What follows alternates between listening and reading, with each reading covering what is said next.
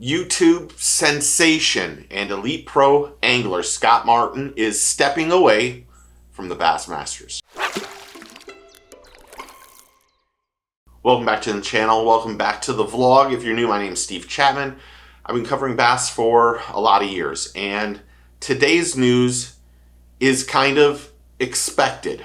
If you remember, we did a video just recently about will Scott Martin be disqualified from Pasquotank River. There was lots of ups and downs since doing that video. Scott was not happy with my commentary about it, and I respect that he actually called me to tell me that he didn't like a certain thing or certain things in the video. Because I think that the biggest thing that goes on in a lot of situations is people just don't communicate what they like and what they dislike. They just instantly go into defense mode and start trying to knock a person down. I am not trying to knock down Scott in that video or this video at all. I realize that this last week has probably been unbelievably stressful for him for what he and his family are going through. And making this decision to step away from the elites is probably one of the hardest decisions he's probably had to make in his professional career of over 25 years of being a professional angler. What I'm going to tell you is really only based on what Scott has told me. I did reach out to someone else, and they pretty much just told me to kick stones, which I didn't really respect. But I'm not going to name any names. I'm just going to say this is what's going on.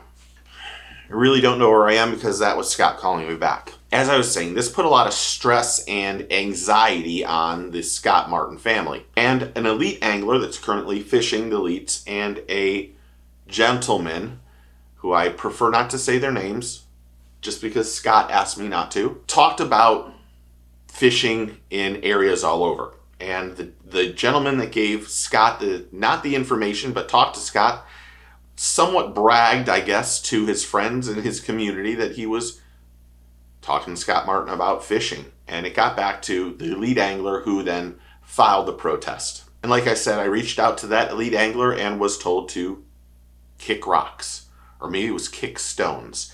And I found it, I found it disrespectful. Now all this happened, I think, after Okeechobee, and it forced a narrative with that elite angler. And this put Scott's reputation and his career in jeopardy. And there's been a lot of people that have told Scott, and rumors around that there's anglers that don't believe that the polygraphs being administered by b.a.s.s are reputable, such as the J.T. Tompkins. So when b.a.s.s asked Scott to take a polygraph, I think his first initial thing was, why? Does this hurt me? Does this help my reputation? And Scott didn't take b.a.s.s polygraph. He had someone else down here in Florida look over the protest, and they came up with the questions, and then Scott came in, took that polygraph. I believe he paid for it himself, and they administered the polygraph. It has been certified. He's getting it certified right now, and he passed that polygraph. And he's had a lot of anxiety and nervousness for weeks over this. He had that polygraph administered on April 3rd, just a couple days ago. And b.a.s.s won't accept that polygraph. It wasn't b.a.s.s polygraph. The polygrapher that he went to has been in business for 25 years. He doesn't know anything about fishing, or he isn't probably a fishing polygrapher, but he was given all the stuff that Scott wanted. Scott did not come up with the questions. The polygrapher came up with the questions themselves on the protest that was handed to him. And Scott is never going back to the elites. He wants to concentrate on making content and making fun fishing. He wants to go out there and make content for people who love what he does. He wants to fish some local tournaments and enjoy fishing. He's been in this professional mode for so long that he believes that there's a lot of things that go on in the background of fishing that we don't know as public or media or fans, that are always hindering the hobby and sport to grow. And he wants to grow the sport as much as possible by teaching kids how to fish and getting out there with his kind of content. And I have to just make sure I read all my notes. So the polygraph was on April 3rd, like I mentioned. It took 2.5 hours. It included video. There was a 25-year polygrapher. He took the pro test and came up with the questions, and he passed all parts, and it's being certified. The polygrapher also asked questions like, have you ever hired a guide or an angler to give you information? And Scott said he passed everything fully. Now, if we're going to keep it real, like we try to in all these videos, I think this is a sad time for fans of Scott Martin. I think there's going to be also people that are very happy over some of the allegations and the things that have happened recently to Scott and his reputation. I will be the first one to tell you, I didn't think that he should take the polygraph from B.a.s.s. No offense to B.a.s.s.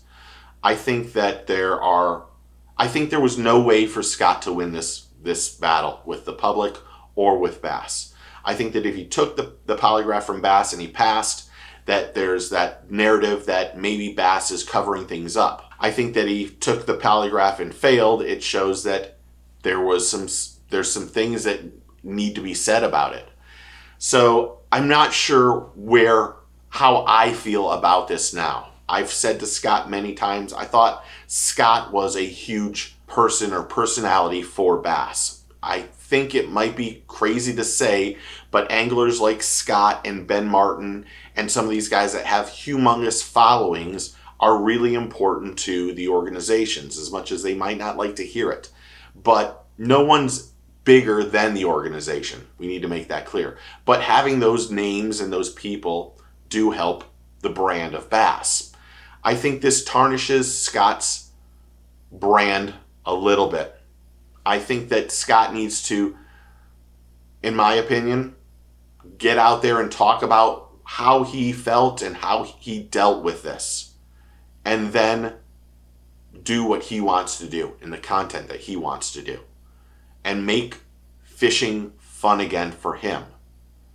And there'll be people that will agree or disagree, and I respect it. But this is probably a pretty hard day for Scott. I think it also is probably a better day for Scott too, because I think this has really weighed heavily on his brand and his whole family. And you have to look at your family first in this instance. And as long as they're happy and healthy and they're good to go and they respect what he's got to deal with, that I think over time we'll all grow to probably forget this. But it's really a weird situation, to be honest. I'm not sure I can fully explain or talk through my feelings at this point in time, but I definitely don't want to tarnish him. I don't want to tarnish B.a.s.s. I just think there's things that both of them need to do to move on and move forward. And this might be the step forward to start off with for both of them. And I think there's more to come. But what do you think? Good, bad, wrong, right? Comment below and tell me exactly what you think, because I would love to know your side of this. I'd like to know what you think as fans, because I'm a fan too.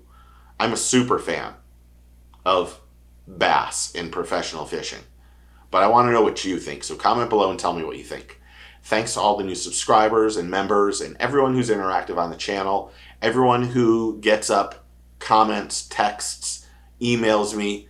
Thank you. I really do love all of it. If I haven't said it, you email me and I can help you in some way. I'll give you my phone number and we'll see what we can do. But I really appreciate all of you. So thank you very much. So thanks for hitting that like and subscribe button. But if you're one of those 80.4, and I should go back and look and check to see if it's gotten any better. If you're one of those 80.4% of the people who watch the channel but aren't subscribers, come on now, hook a brother up.